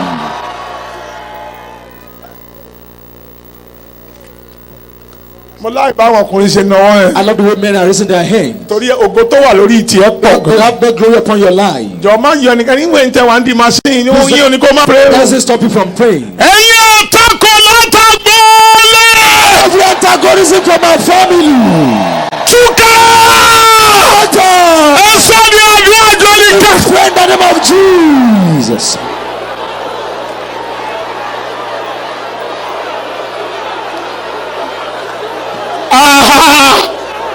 Ẹ̀yin àtakò Every antagonism. látàgbọ́ lé wa. Our compound. Túká. Hallelujah. Ẹ̀yin àtakò Antagonism. láti ilé àná. Hallelujah. Túká. Water.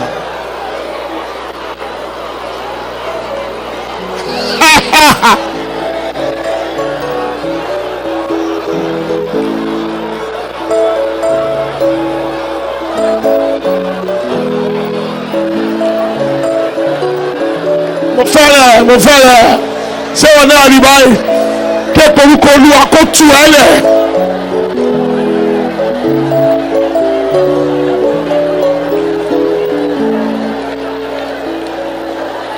Very good, very good.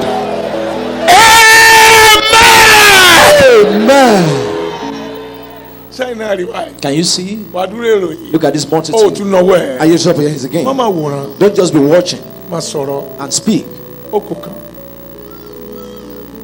Ṣé wàá kígbe? Will you shout? No. Thank you, Jesus. Ṣé Jésù. Thank you. Yeah. Wọ́n ń ṣiṣẹ́ yẹn. The roses at work. Thank you, Daddy. Thank you, Daddy. Ìdèjà o, ìdèjà o, ìdè. Ohun ẹ ṣe pàtàkì. Your voice is important. Ìdèjà o, ìdèjà o, ìdè. Ìdè ayé mi já lórúkọ Jésù Olúwa o. Ìdè ayé mi já lórúkọ Jésù Olúwa o. Ìdèjà o, ìdè. Ìdè iṣẹ́ mi já lórúkọ Jésù Olúwa o. Ìdèjà o, ìdèjà o. Ìdè ayé mi já lórúkọ Jésù Olúwa o. Bọ́wọ́ ẹ sókè. Àjàgà fọ́ o, àjàgà fọ́ o, àjàgà ayé mi fọ́ lórúkọ Jésù Olúwa. Fọ́ lórúkọ Jésù Olúwa.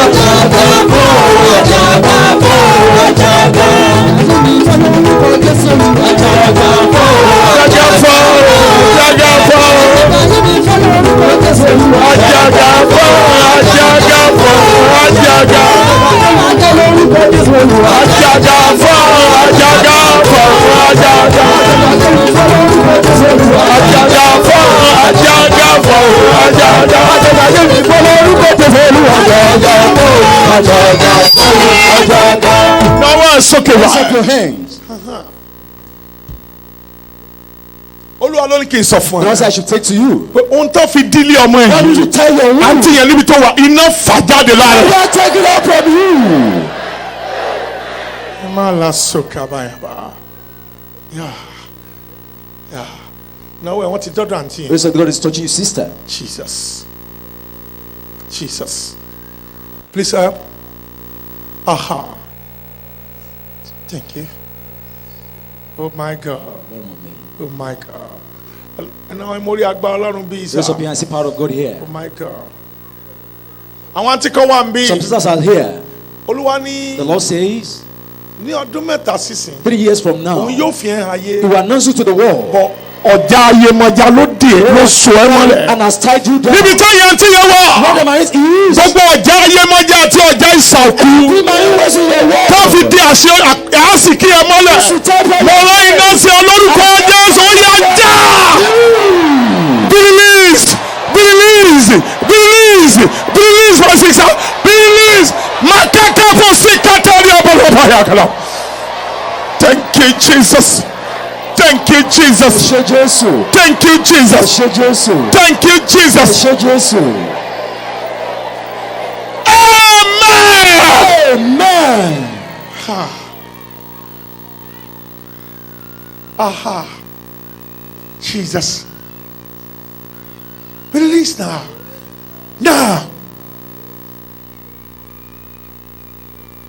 Yeah. No, it's okay. Raise up your hands. Now. Agbára tó ń gbé ẹ lọ aginjù lójú àlá. The hand that takes you to wilderness in your dream. Oh my God. Agbára yẹn túká láyìíká ẹ bá. The power is scattered over your life.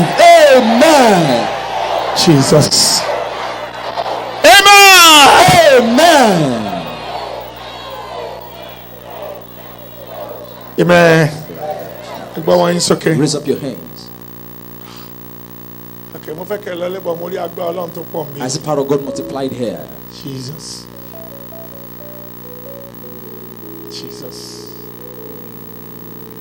Let her go now, devil. Release her now. In the name of Jesus. Please, Pastor, please begin to help them. Let them go now. This power got very many here.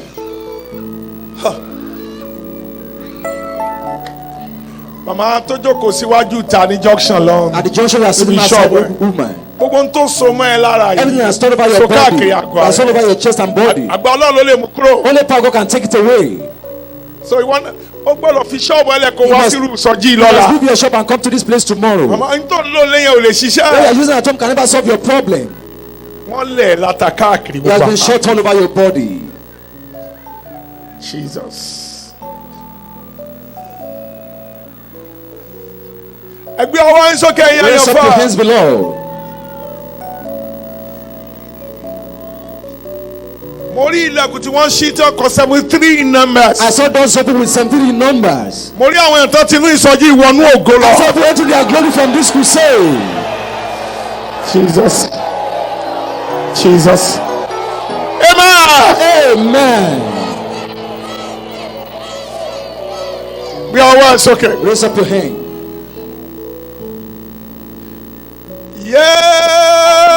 Olúwa, mo bá kó gbọ́wọ́ ẹ̀ sókè. Lift up your hand. Jẹ́ kó wọ́wọ́ ó kànra wọn.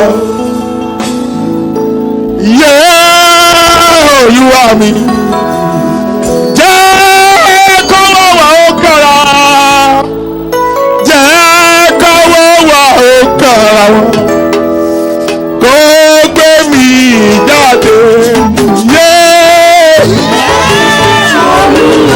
Bí ọwọ́ ẹ̀ sókè àwọn áńgẹ́lì yẹn náà náwó.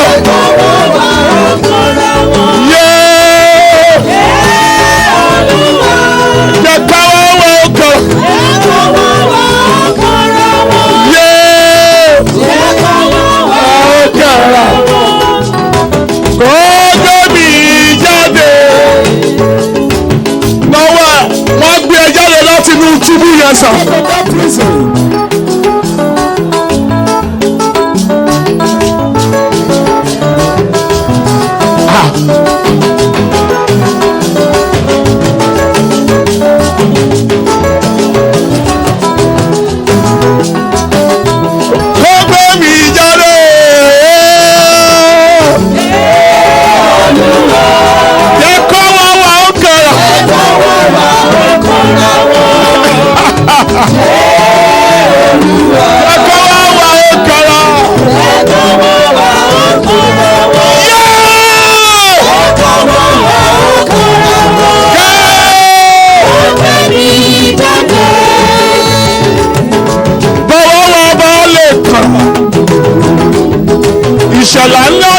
ṣẹlẹ̀.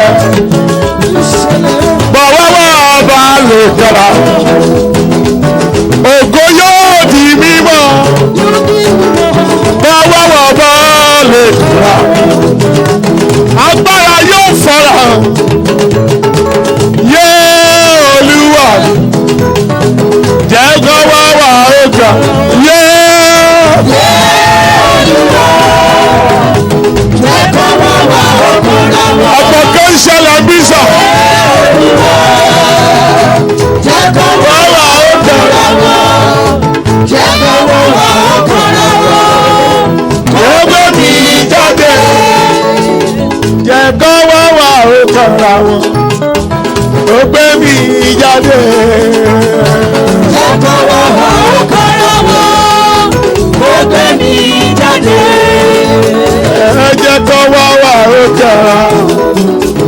Ọgbẹ́ mi jáde. Jẹ́ kó wá wà ọjà. Ọgbẹ́ mi jáde. Jẹ́ kó please Anthony. Kẹgbẹ́ ọwọ́ yẹn ti lọ káàkiri báyìí wá. Jẹ́ kó wá wà ọjà. Jẹ́ kó wá wà ọjà. Ọgbẹ́ mi jáde.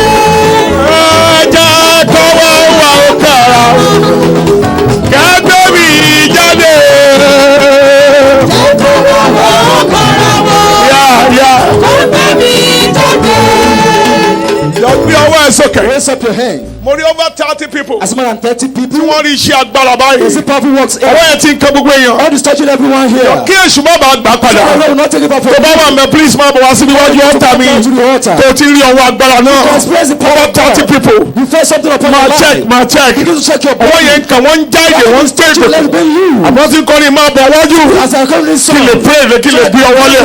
Jẹ́ kọ́ wọ́ wà ó kàn ra wọn. Kó gbé mi jáde. Bàbá wájú bó ṣe rí ọwọ́ gbọ́dọ̀. Jẹ́ kọ́ wọ́ wà ó kàn ra.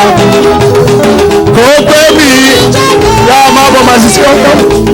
Máa bọ̀ wájú ẹ̀. Ẹ jẹ́ kọ́ láyè kọjá máa. Orí ọwọ́ ẹ tó lọ káàkiri. Ẹ jẹ́ kọ́ wọ́ wà ó kàn ra. Kó gbé mi jáde. Bí ọwọ́ ẹ sókè.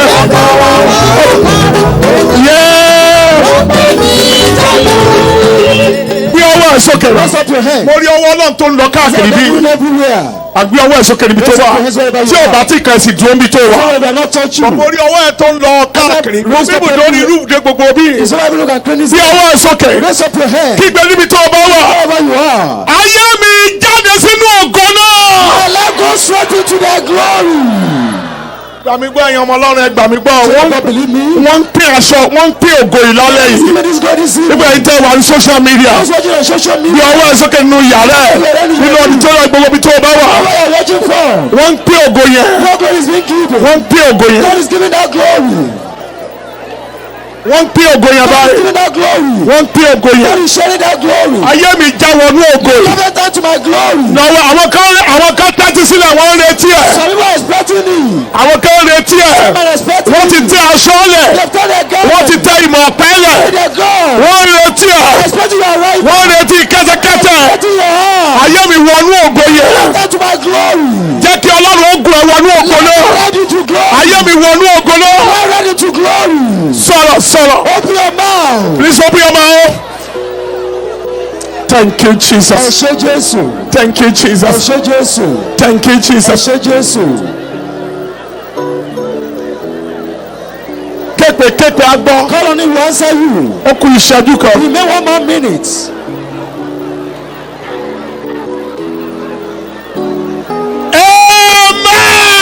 Amen. Bí ọwọ́ ẹ̀ sókè bó ṣe close. Ẹ ṣé mo dúpẹ́ gan. Thank you. Ìjọba gbogbo youth tó ìlú You need every youth in this city. Wọn kò wá fún alága sí lọ́la. Give me more chairs tomorrow. Bìlí mi gbogbo ẹni tó bá mọ̀ bá Everybody that you know. mo ṣe ń closing Friday. As I'm rising up on Friday, Náwó yín sókè. raise up your hand. Are you ready? Ǹjẹ́ ẹ ṣe tán? And Olúwa sọ pé gbogbo bí tí bá ti ń kọrin. Don't say whenever I'm singing this song, Òun yóò bẹ̀rẹ̀ pẹ̀lú 42 we'll begin with 42 miracles. miracles. Tó bá ti ń pọ̀ sí. When it's multiplying, Wọ́n máa multiply by 42 we'll 42. go by multiplying 42. Ẹ̀ẹ̀méje mọ̀ lọ. I'm going to 7 times. Jésù bẹ̀rẹ̀ ògo nínú ayé mi ṣe ìyanu. Jésù bẹ̀rẹ̀ ògo nínú ayé mi ṣe ìyanu. Àjíǹde bẹ̀rẹ̀ ògo nínú ayé mi ṣe ìyanu o. Jésù bẹ̀rẹ̀ ògo nínú ayé mi ṣe ìyanu. Ayérayé ẹyẹ bẹ̀rẹ̀ ògo nínú ayé mi ṣe ìyanu o. Jésù Ó lọ lọ́dọ̀ kẹ́ ó gbé ọwọ́ sí. Àjíǹde ẹ̀bẹ̀rẹ̀ ògo nínú ayé mi ṣe ìyanu o. Jésù bẹ̀rẹ̀ ògo nínú ayé mi ṣe ìyanu. Ọmọ Ọlọ́run ẹ̀bẹ̀rẹ̀ ògo nínú ayé mi ṣe ìyanu. Ó sọ̀rọ̀. Jésù bẹ̀rẹ̀ ògo nínú ayé mi ṣe ìyanu. Àjíǹde ẹ̀bẹ̀rẹ̀ ògo nínú iṣẹ́ mi ṣe ìyanu o. Ẹ̀yin tẹ́ wà lórí omi ògbó sọ. Ọmọ Ọlọ́run ẹ̀yẹ bẹ̀rẹ̀ ògo nínú ayé mi ṣe ìyanu o. Jésù bẹ̀rẹ̀ ògo. Àjíǹde ẹ̀bẹ̀rẹ̀ ògo nínú ayé mi. Ó sọ̀rọ̀ ìwọ tó wà lórí mọ̀. Nínú ayé mi. Àjíǹde ẹ̀bẹ̀rẹ̀ ògo nínú ayé mi.